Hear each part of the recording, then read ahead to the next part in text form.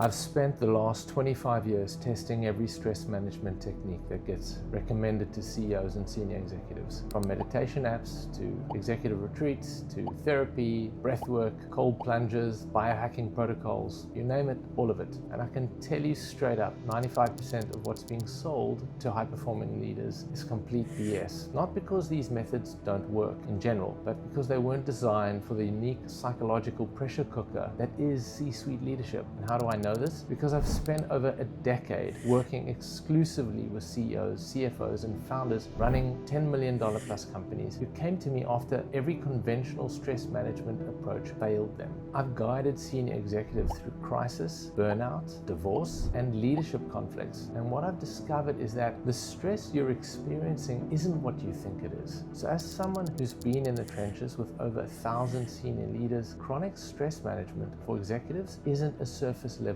problem. And in this video, I'm going to tell you exactly what actually works and why everything else fails. So let me walk you through what I've tested, starting with all the surface level stuff that every guru recommends. Meditation apps, breathwork exercises, journaling prompts, morning routines, cold exposure, biohacking supplements, sleep optimization protocols. I tried all of it, some for years at a time. And here's the thing, these methods aren't necessarily bad. Some of them even help in the moment. But here's why they fundamentally fail for senior executives. They treat symptoms, not causes. Think about it this way. If you've got a racing mind at 3 a.m. because you're carrying the weight of your company on your shoulders, if you're experiencing imposter syndrome in the boardroom, despite having a 20-year track record, if you're snapping at your leadership team because you're operating from a constantly triggered nervous system, no amount of box breathing or ice baths is going to touch the root issue. You might feel better for an hour, maybe even for a day, but then you're right back where you started.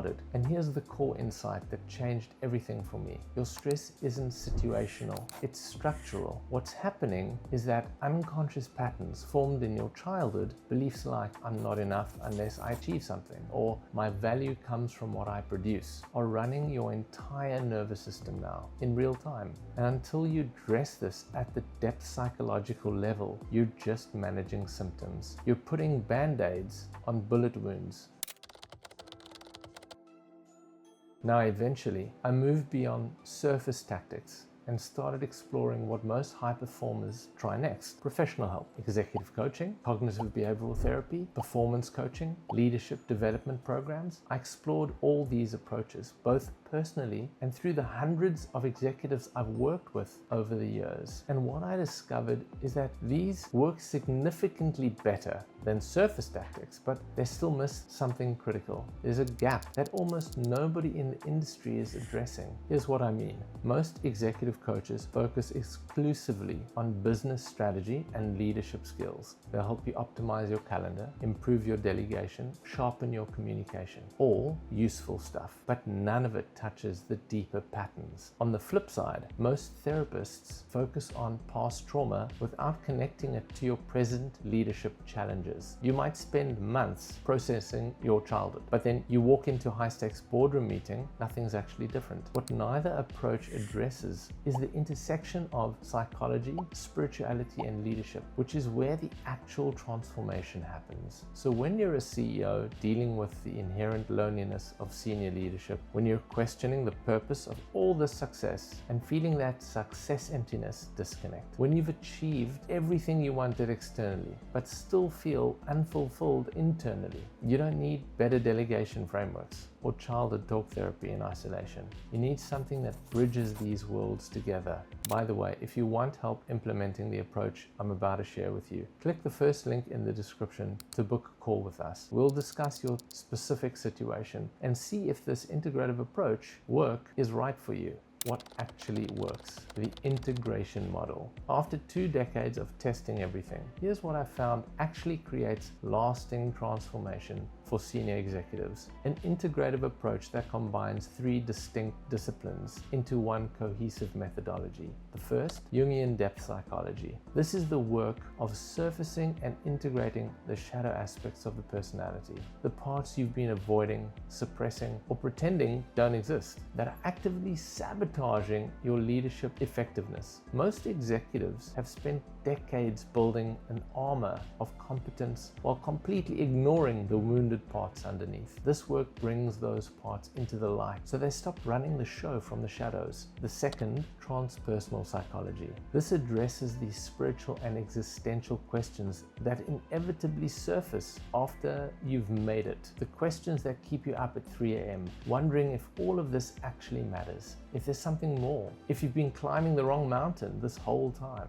Traditional coaching pretends these questions don't exist. This work puts them front and center because they're often the source of your deepest stress. And third, Eastern contemplative practices. These build a nervous system regulation and presence that allow you to respond consciously instead of reacting unconsciously under pressure. But we're not talking about downloading Headspace and meditating for 10 minutes. We're talking about practices specifically adapted for the unique demands of executive leadership. And here's what's critical to understand about this approach. This isn't about adding more tactics to your already overwhelming routine. This is about addressing the unconscious patterns at the root level so that everything else becomes easier. Let me give you a real example of how this works in practice.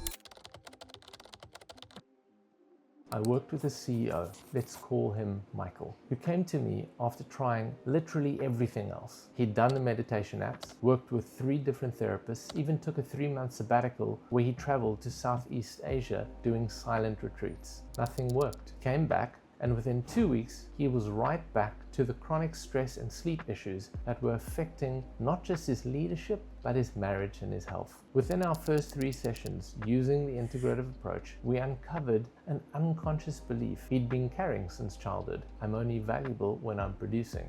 His father had been absent emotionally unless Michael brought home straight A's or won at sports. That pattern had calcified into his identity and was now running his entire nervous system as a CEO. And here's the thing, no meditation app in the world was going to touch that. No amount of sabbaticals or breathwork or therapy that just talked about his childhood without connecting it to his present leadership was going to create real change. But once we brought it into consciousness and worked with it at the depth psychological level, integrating the shadow, addressing the existential questions it raised, and building new nervous system patterns, everything shifted. His sleep normalized within weeks because he wasn't unconsciously proving his value 24/7. His decision making became clearer and more confident because it wasn't clouded by that desperate need for validation. His leadership team started commenting on how different his energy was in meetings, more grounded, more present, and less reactive. That's the difference between surface tactics and depth work. One manages symptoms temporarily, the other dissolves the root cause permanently.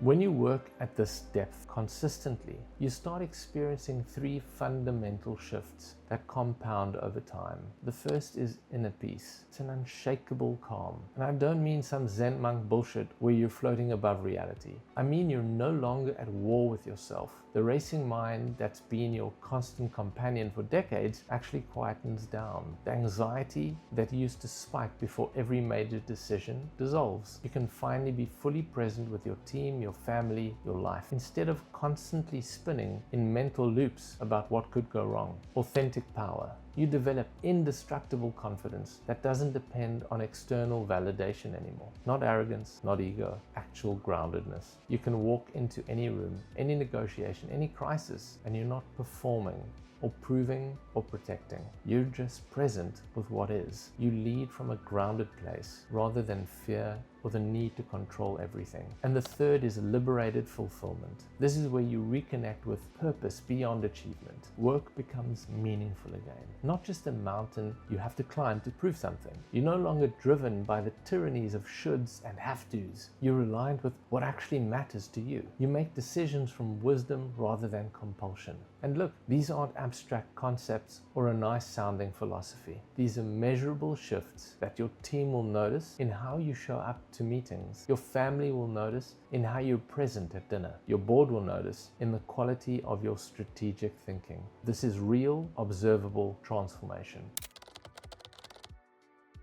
Here's the uncomfortable truth that nobody wants to say out loud. Most senior leaders never access this level of transformation. Not because it's not available, not because they're not smart enough or successful enough, but because of one specific barrier. They're not willing to drop the armor. And I get it. The C-suite is inherently lonely because there's no way you can truly be vulnerable. You can't show weakness to your team or they'll lose confidence. You can't admit doubt to your board or they question your judgment. You can't reveal fear to your investors or they pull their capital. So the mask stays on 24/7. The armor gets thicker every year, and eventually that armor becomes your prison because you can't take it off even when you want to. What makes this integrative approach fundamentally different is that it creates a safe container specifically designed for senior executives, a space where the stakes of vulnerability are removed, where you can finally examine the psychological blind spots you can't see alone, where you can do the shadow work of integrating the parts of yourself